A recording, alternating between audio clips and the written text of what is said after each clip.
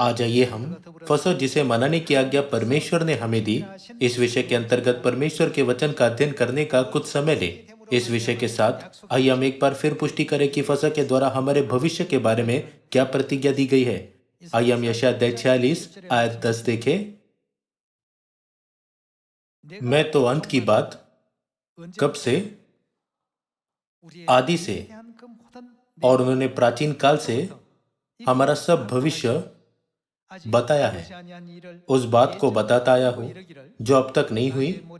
मैं कहता हूं मेरी युक्ति स्थिर रहेगी और मैं अपनी इच्छा को पूरी करूंगा। परमेश्वर ने पहले से ही मनुष्यों को भविष्य जानने दिया है।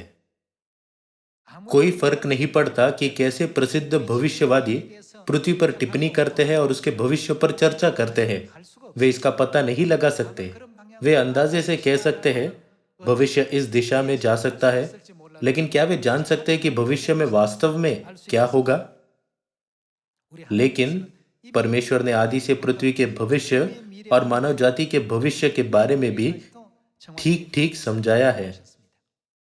तब क्या मानव जाति का भविष्य जिसकी परमेश्वर ने भविष्यवाणी की है उज्जवल होगा या अंधेरा? क्योंकि परमेश्वर ने स्वर्ग के अनंत राज्य के लिए शानदार मार्ग खोला है, तो हमारा भविष्य कितना उज्जवल होगा। उसके बावजूद ऐसे लोग हैं जो उस पर विश्वास किए बिना उज्जवल मार्ग पर नहीं चलते। ऐसे लोगों का भविष्य असहाय होकर अंधेरा हो सकता है। इसी कारण हमें परमेश्वर पर विश्वास करने के लिए कहा गया है। अनंत दुनिया में जाने के लिए एक प्रक्रिया है जिससे हमें गुजरना होगा। नूह के दिनों में परमेश्वर ने दुष्टों का न्याय किया और उन्हें जल से दंडित किया। अंतिम दिनों में इस दुनिया को आग से दंडित करने के लिए न्याय की अवधि निश्चित रूप से आएगी। क्या होगा यदि अवधि समाप्त हो जाएगी? एक नया आकाश और एक नई पृथ्वी, यानी हमारे लिए एक अनंत राज्य खोला जाएगा और दुष्टों को नरक की अनंत सजा दी जाएगी। परमेश्वर ने इस तरह से स्पष्ट रूप से हमारे भविष्य को जानने दिया। हमारे भविष्य और उन लोगों के भविष्य के बीच निश्चित अंतर है जो परमेश्वर पर विश्वास नहीं करते। इसलिए हम ईमानदारी से सुसमाचार का प्रचार कर रहे हैं ताकि लोग एक खुशहाल भविष्य का चुनाव कर सके। कृपया अपने उज्जवल भविष्य के लिए इस जीवन को चुनें। क्या हम लोगों को यह संदेश नहीं दे रहे? हम इसे प्रचार कहते हैं। प्रचार के द्वारा हमें लोगों के भविष्य को और अधिक उज्जवल करना चाहिए। आदि से अंत को देखते हुए परमेश्वर ने लगभग 3500 साल पहले इजरायलियों को, जो मिस्र देश में दास के रूप में जी रहे थे, फसह मनाने की आज्ञा दी। परमेश्वर ने उन्हें फसह मनाने का आदेश क्यों दिया? जब परमेश्वर आदेश देते हैं तो उसमें निश्चित रूप से एक कारण होता है। जब मिस्र के सारे देश पर परमेश्वर विपत्ति लाए, तब क्या उन्होंने फसह का सत्य नहीं दिया जिसके द्वारा उनके लोगों को विपत्ति से बचाया जा सके? आइए हम उस दृश्य को देखें। निर्गमन अध्याय 12 आयत 11।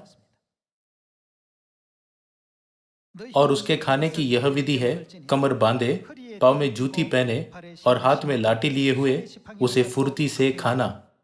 वह तो यहोवा का क्या होगा? यहोवा का पर्व होगा। करीब 3500 वर्ष पहले परमेश्वर ने उन्हें पहली बार फसह मनाने की आज्ञा दी। कारण क्या था? कारण इस प्रकार है, आयत 12, क्योंकि उस रात को मैं मिस्र देश के बीच में होकर जाऊंगा और मिस्र देश के क्या मनुष्य क्या पशु सबके पहलौठों को मारूंगा और मिस्र के सारे देवताओं को भी मैं दंड दूंगा। मैं यहोवा हूं। और जिन घरों में तुम रहोगे उन पर वह लहू तुम्हारे लिए चिन्ह ठहरेगा, अर्थात मैं उस लहू को देखकर तुमको छोड़ जाऊंगा। और जब मैं मिस्र देश के लोगों को मारूंगा तब वह विपत्ति तुम पर न पड़ेगी और तुम नष्ट न होगे। और वह दिन तुमको स्मरण दिलाने वाला ठहरेगा और तुम उसको यहोवा के लिए पर्व करके मानना। वह दिन तुम्हारी पीढ़ियों में सदा की विधि जानकर पर्व माना जाए। मिस्र देश में परमेश्वर ने उन्हें फसह मनाने की आज्ञा दी थी। ताकि वे विपत्ति से बच सके। साथ ही कनान देश में प्रवेश करने से ठीक पहले परमेश्वर ने उन्हें फिर से फसह मनाने के लिए कहा। वह क्यों था? जब भी पृथ्वी पर एक महान बात हुई, परमेश्वर ने अपने लोगों को पहले से फसह तैयार करने दिया ताकि परमेश्वर का महान कार्य और शक्ति प्रदर्शित हो सके। परमेश्वर के प्रत्येक कार्य का एक कारण होता है। जब परमेश्वर ने इजरायलियों को मिस्र देश से छुड़ाया, तो परमेश्वर ने उन्हें फसह मनाने दिया। साथ ही कनान देश में प्रवेश करने से पहले परमेश्वर ने उन्हें फसह मनाने दिया। नूह को परमेश्वर ने एक जहाज बनाने के लिए कहा। परमेश्वर ने नूह को एक जहाज बनाने की आज्ञा क्यों दी? यह पृथ्वी पर सभी प्रकार के जीवों को बचाने के लिए था। परमेश्वर की हर आज्ञा के लिए हमेशा एक कारण होता है, एक अपरिहार्य कारण होता है।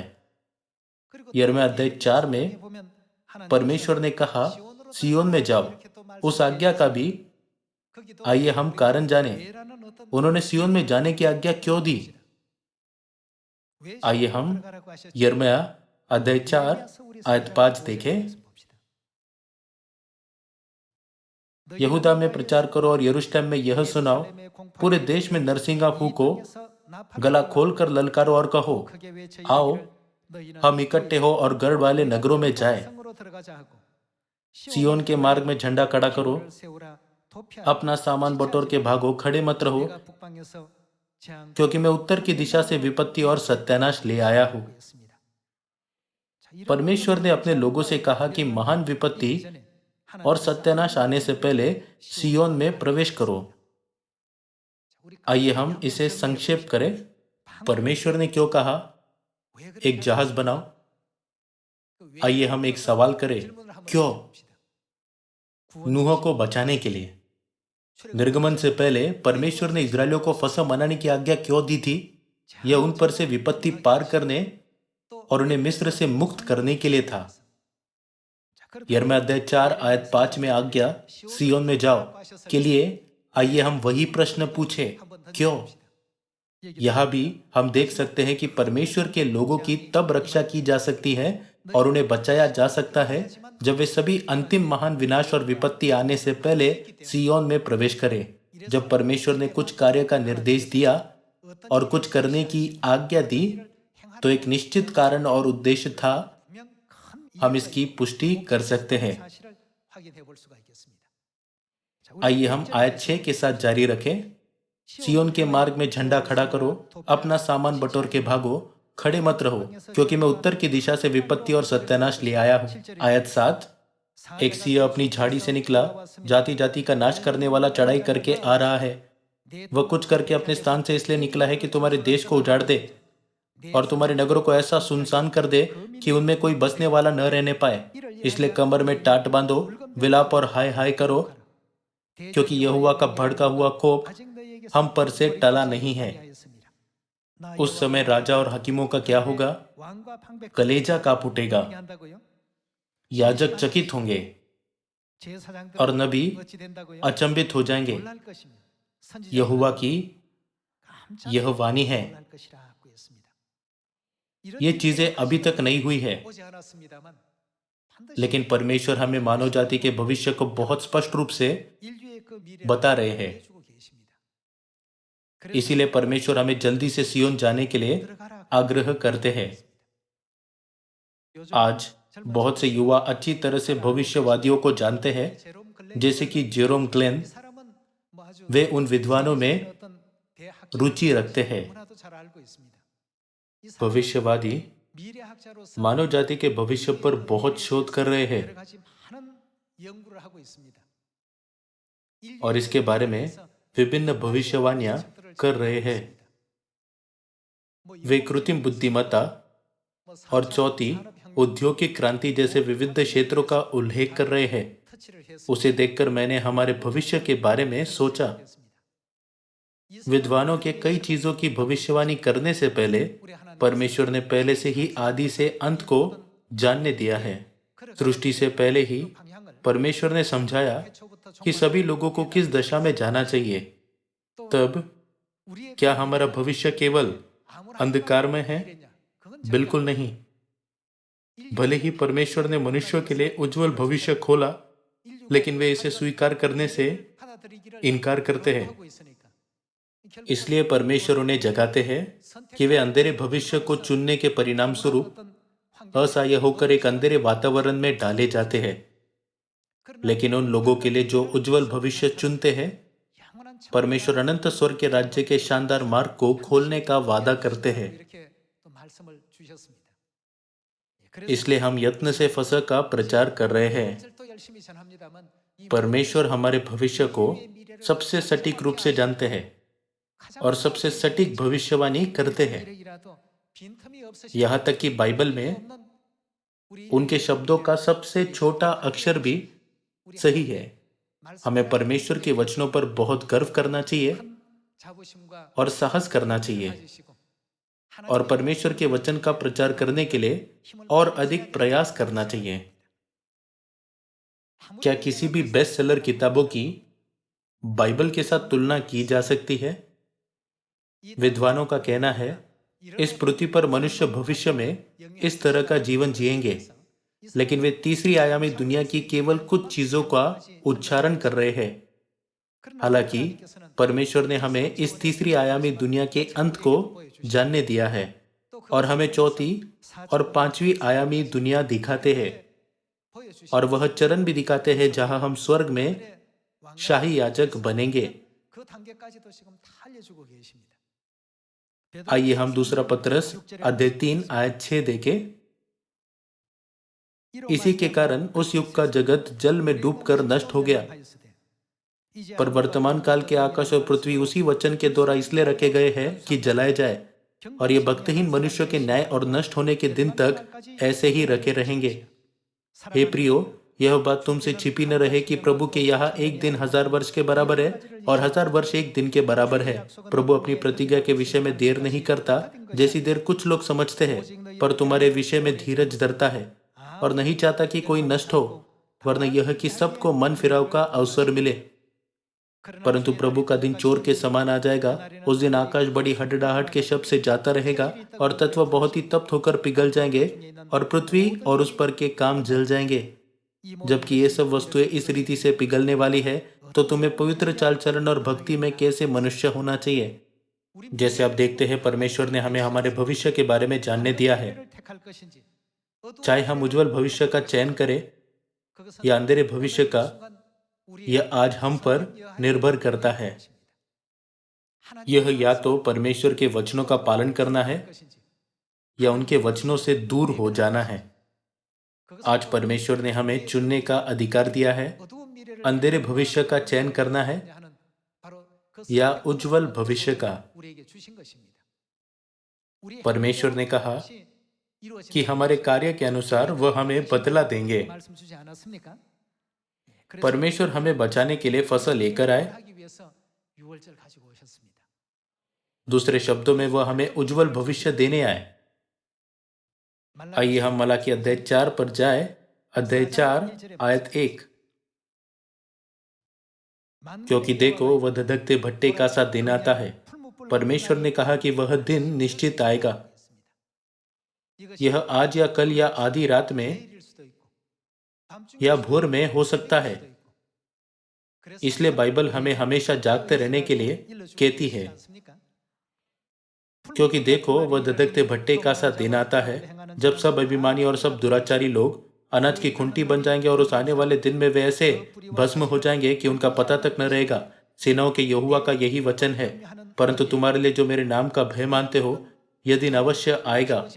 परंतु तुम्हारे लिए जो मेरे नाम का भय मानते हो, धर्म का सूर्य उदय होगा और उसकी किरणों के द्वारा तुम चंगे हो जाओगे और तुम निकलकर क्या करोगे? पाले हुए बछड़ों के समान कूदोगे और फादोगे। आप उस समय इतने प्रसन्न होंगे कि आप कल्पना भी नहीं कर सकते।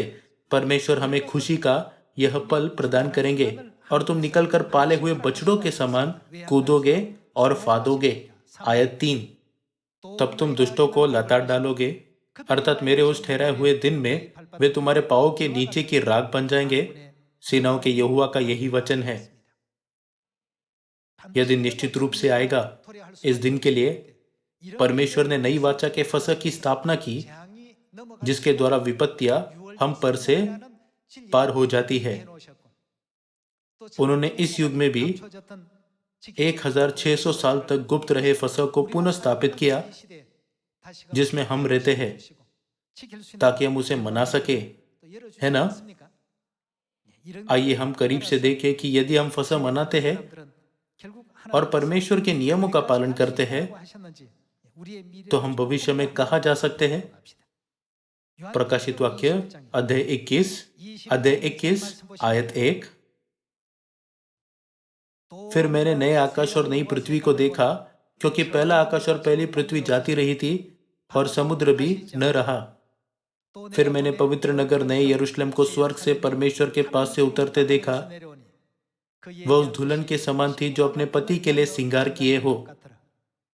फिर मैंने सिंहासन में से किसी को ऊंचे शब्द से यह कहते हुए सुना, देख, परमेश्वर का डेरा मनुष्यों के बीच में है। वह उनके साथ डेरा करेगा और वे उसके लोग होंगे, और परमेश्वर आप उनके साथ रहेगा और उनका परमेश्वर होगा। वह उनकी आंखों से सब आंसू पोंछ डालेगा, और इसके बाद क्या? मृत्यु न रहेगी, और क्या? न शोक, न विलाप, न पीड़ा रहेगी। पहली बातें जाती रही। जो सिंहासन पर बैठा था उसने कहा, देख, मैं सब कुछ नया कर देता हूं। फिर उसने कहा, लिख ले, क्योंकि ये वचन विश्वास के योग्य और सत्य है। परमेश्वर ने कहा कि वह अपनी संतानों को एक नया आकाश और नई पृथ्वी प्रदान करेंगे, जहां मृत्यु न रहेगी और न शोक, न विलाप, न पीड़ा रहेगी। यह हमारा भविष्य है, जिसे परमेश्वर ने हमें दिखाया है। यह ऐसा नहीं है जो भविष्यवादी बता सकते हैं। हमें ध्यान में रखना चाहिए कि हमारा यह शानदार भविष्य है, और यह कि वह निश्चित रूप से आएगा। यदि किसी के पास दूसरों से थोड़ा अधिक ज्ञान हो, तो लोग इसे एक महान चीज के रूप में देखते हैं। लेकिन परमेश्वर हमारे भविष्य को एक अलग आयामी दृष्टिकोण से समझा रहे हैं। आइए हम अध्याय 22 पर जाए। अध्याय 22 आयत 1। फिर उसने मुझे बिल्लो और किसी झलकती हुई जीवन के जल की नदी दिखाई, जो परमेश्वर और मेमने के सिंहासन से निकलकर उस नगर की सड़क के बीचों बीच बहती थी। नदी के इस पार और उस पार जीवन का वृक्ष था। उसमें 12 प्रकार के फल लगते थे, और वह हर महीने फलता था, और उस वृक्ष के पत्तों से जाति जाति के लोग चंगे होते थे। फिर श्राप न होगा, और परमेश्वर और मेमने का सिंहासन उस नगर में होगा, और उसके दास उसकी सेवा करेंगे। वे उसका मुंह देखेंगे, और उसका नाम उनके माथों पर लिखा हुआ होगा। फिर रात न होगी, और उन्हें दीपक और सूर्य के उजाले की आवश्यकता न होगी, क्योंकि प्रभु परमेश्वर उन्हें उजाला देगा, और वे क्या करेंगे? वे युगानुयुग राज्य करेंगे। क्या यह एक सपने की तरह लगता है, जिसे किसी ने अभी बनाया है? आइए हम आयत 6 देखें। फिर उसने मुझसे कहा, यह बातें विश्वास के योग्य और सत्य है। प्रभु ने, जो भविष्यद्वक्ताओं की आत्माओं का परमेश्वर है, अपने स्वर्गदूत को इसलिए भेजा कि अपने दासों को वे बातें जिनका शीघ्र पूरा होना अवश्य है दिखाए। निश्चित रूप से परमेश्वर हमारे लिए यह भविष्य तैयार कर रहे हैं। संसार में लोगों के मन में बहुत कुछ होता है। वे कहते हैं, यह चौथे उद्योग और कृत्रिम बुद्धिमत्ता का युग है। AI मनुष्य से आगे जाएगा, और इत्यादि। बेशक यह अच्छा होगा यदि लोगों का जीवन सुविधाजनक हो। मैं विज्ञान के विकास का विरोध नहीं करना चाहता, लेकिन इस तरह के एक आयामी परिप्रेक्ष्य से परे, मैं जो कहना चाहता हूं वह यह है कि परमेश्वर हमें दया के साथ बुला रहे हैं। हमें उस भविष्य की राह देखना चाहिए जो परमेश्वर ने हमें बताया है। क्या हमें उस भविष्य में दिलचस्पी नहीं लेनी चाहिए?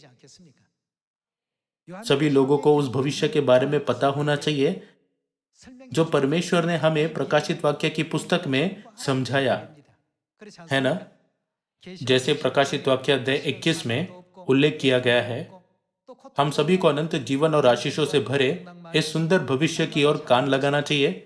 वो भविष्य जहां मृत्यु या शोक या रोना या दर्द नहीं होगा। जब हम परमेश्वर का सुनते हैं तो ऐसा सुंदर भविष्य अंत में हमारे सामने खुलेगा। यह कोई सपना नहीं लेकिन वास्तविकता है। आयत 5 में बाइबल स्पष्ट रूप से सिखाती है वे युगानुयुग राज्य करेंगे। बाइबल हमें बताती है कि ऐसे शानदार भविष्य को पाने के लिए हमें परमेश्वर के वचनों में कुछ बढ़ाना या घटाना नहीं है, लेकिन वचनों का पालन करना है ना। आइए हम प्रकाशित वाक्य 22 आयत 18 पर एक नजर डालें। मैं हर एक को जिस पुस्तक की भविष्यवाणी की बातें सुनता है गवाही देता हूँ। यदि कोई मनुष्य इन बातों में कुछ बढ़ाए तो परमेश्वर उन विपत्तियों को जिस पुस्तक में लिखी है उस पर बढ़ाएगा। यदि कोई इस भविष्यवाणी की पुस्तक की बातों में से कुछ निकाल डाले तो परमेश्वर उस जीवन के वृक्ष और पवित्र नगर में से जिसका वर्णन इस पुस्तक में है उसका भाग निकाल देगा। हमारा भविष्य इस पर निर्धारित किया जाता है कि हमने परमेश्वर के वचनों में कुछ बढ़ाए या घटाए बिना उनका पालन किया है या नहीं। अब हम चुनाव के चौराहे पर है, इसलिए हमें सभी लोगों का शानदार भविष्य के दरवाजे की ओर आगे बढ़ने के लिए मार्गदर्शन करना चाहिए जो व्यापक रूप से खुला है कि नहीं। हमें उन्हें दंडित होने और पूरी तरह से नष्ट होने के लिए अकेला नहीं छोड़ना चाहिए। जैसा कि हमने अभी ही मलाकी की पुस्तक में देखा है कि वे ऐसे भस्म हो जाएंगे कि उनका पता तक न रहेगा। सभी लोगों को फसा मनाना चाहिए जिसे परमेश्वर ने स्थापित किया है। इसलिए परमेश्वर ने हमें इस युग में फसा मनाने के लिए कहा है। जब इजरायली मिस्र देश में रहते थे तो परमेश्वर ने कहा फसा मनाओ। कनान देश में उनके प्रवेश करने से ठीक पहले भी परमेश्वर ने कहा फसा मनाओ। परमेश्वर ने उन्हें यह आज्ञा क्यों दी? हम अंतिम सुसमाचार के युग में जी रहे हैं। परमेश्वर ने हमें भी फसा मनाने की आज्ञा दी है। उन्होंने हम सभी के लिए उज्जवल और सुखद भविष्य का द्वार खोल दिया है ना। हम सभी शानदार भविष्य के मार्ग पर चल रहे हैं। यह जाने बिना कि हम किस मार्ग पर चल रहे हैं, आंख मूंद कर चलने के बजाय हमें महसूस करना चाहिए कि जिस मार्ग पर हम चल रहे हैं वह उस शानदार भविष्य का मार्ग है जिसे परमेश्वर ने हमारे लिए तैयार किया है। परमेश्वर के दृष्टिकोण से जो आदि से अंत जानते हैं, मानव जाति अब एक उदास भविष्य के मार्ग पर चल रही है, जैसा बाइबल कहती है। तो ऐसे लोगों को जिनके पास उज्जवल भविष्य के प्रति दृढ़ विश्वास है, क्या करना चाहिए? उन्हें पिता और माता की इच्छा अनुसार सामरिया और पृथ्वी की छोर तक सुसमाचार का प्रचार करना चाहिए। हमें शुभ संदेश बताने के लिए जाना चाहिए। आपका भविष्य उज्जवल होगा, इसलिए उन लोगों को शुभ संदेश सुनाएं जिनका भविष्य निराशाजनक है, ताकि वे उज्जवल भविष्य की ओर जा सके। ऐसा करना प्रचार है ना। मैं ईमानदारी से आप सभी परमेश्वर के बेटे और बेटियों को गरीब लोगों का नेतृत्व पश्चाताप में करने के लिए कहता हूँ, जो अभी भी निराशाजनक भविष्य की ओर चल रहे हैं, ताकि वे सभी परमेश्वर की बाहों में लौट सके।